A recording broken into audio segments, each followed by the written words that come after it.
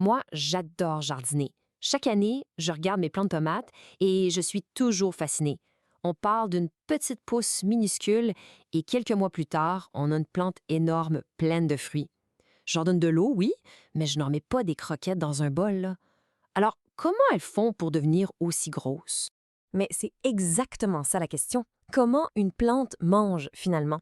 La réponse, c'est un processus qui est tellement incroyable que ça a l'air presque magique. Et pourtant, ça se passe tout le temps juste sous nos yeux. Pour bien comprendre comment ça marche, on va suivre l'histoire d'une petite plante de tomate. On va l'appeler Pousse-Pousse. Elle va être notre guide et nous montrer son super pouvoir secret pour grandir et être en pleine forme. Ce fameux super pouvoir, ça porte un nom un peu plus scientifique, la photosynthèse. En gros, c'est la méthode que les organismes comme Pousse-Pousse utilisent pour prendre la lumière du soleil et la transformer en nourriture. C'est pas mal, non? Allez, on plonge là-dedans. OK, on peut voir ça comme une recette de cuisine. Et comme dans toute bonne recette, ça prend des ingrédients. Pour la photosynthèse, Pousse-Pousse doit commencer par aller chercher tout ce qu'il lui faut dans son environnement. L'ingrédient numéro 1, l'eau. Pas compliqué. Pousse-Pousse va la chercher directement dans la terre avec ses racines. C'est la base de la base, mais c'est absolument essentiel.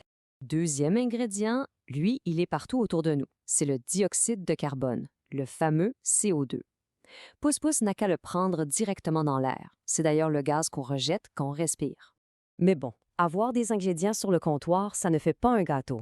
Ça prend de l'énergie pour que la chimie opère. Et cette énergie, eh bien, c'est la lumière du soleil. C'est vraiment l'étincelle qui part toute la machine. Alors voilà la recette au complet. D'un côté, ce qu'on met dedans, de la matière, le dioxyde de carbone et l'eau, et de l'énergie, la lumière du soleil.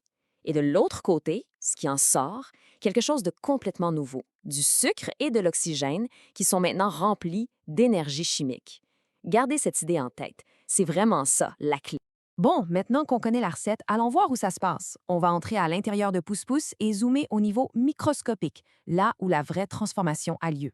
Au cœur des cellules de chaque feuille, il y a des genres de mini-usines. On appelle ça des chloroplastes. C'est là, et seulement là, que la photosynthèse peut se produire.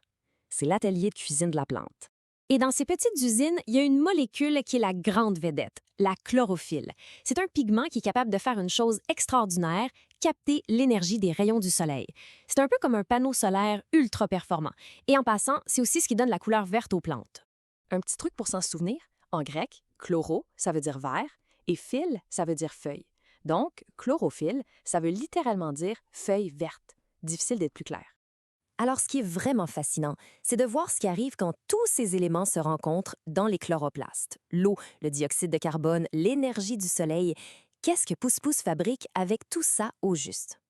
Le processus se fait en 3 grandes étapes. D'abord, la chlorophylle attrape l'énergie du soleil. Ensuite, cette énergie sert à défaire les molécules d'eau et de dioxyde de carbone, un peu comme si on démontait des blocs Lego. Et finalement, avec ces atomes tout neufs, la plante assemble de toutes nouvelles molécules. Et le premier grand résultat de tout ça, c'est du sucre. C'est ça, la vraie nourriture de Pousse-Pousse. C'est là que le super pouvoir repère. L'énergie du soleil est maintenant stockée dans ce sucre, sous forme d'énergie chimique. C'est cette capacité qui fait des plantes la base de presque toute la vie sur Terre. Une fois que Pousse-Pousse a son sucre, elle a deux choix. Soit elle l'utilise tout de suite pour avoir de l'énergie pour ses activités, un peu comme notre café du matin. Soit elle le met de côté, elle le stocke pour s'en servir plus tard quand il n'y aura pas de soleil. C'est son garde-manger.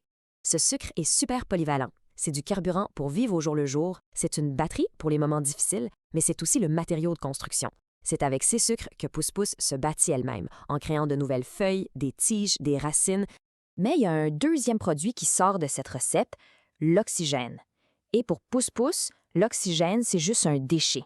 Elle n'en a pas besoin, alors elle s'en débarrasse tout simplement en le relâchant dans l'air. Bon, on a vu ce qui se passe dans une petite feuille, mais c'est maintenant qu'il faut prendre du recul. Parce que ce petit processus chimique a des conséquences absolument gigantesques pour la planète entière. Ce fameux déchet de la plante, l'oxygène, eh bien pour nous, c'est tout sauf un déchet. C'est ce qui nous permet de respirer, de vivre. Chaque inspiration qu'on prend, c'est grâce à des milliards de plantes qui font leur petite affaire. On peut vraiment leur dire merci. La prochaine fois que vous mangerez une tomate ou une salade, pensez à ça. La matière que vous mangez, la structure solide de la plante, a été fabriquée à partir de morceaux d'air et de gouttes d'eau. Rien de plus. C'est assez vertigineux quand on y pense. Ça veut donc dire qu'une plante se bâtit littéralement à partir de l'air ambiant. avec un petit coup de pouce de l'eau et du soleil, bien sûr. C'est une usine autosuffisante qui crée sa propre matière à partir de presque rien. Et ça nous laisse sur une question assez fascinante. Les plantes ont trouvé un moyen de créer leur propre énergie et leurs propres matériaux de façon 100% durable, en utilisant les ressources les plus communes sur la planète. Alors, qu'est-ce que nous, on pourrait apprendre de ce génie-là? Ça donne à réfléchir.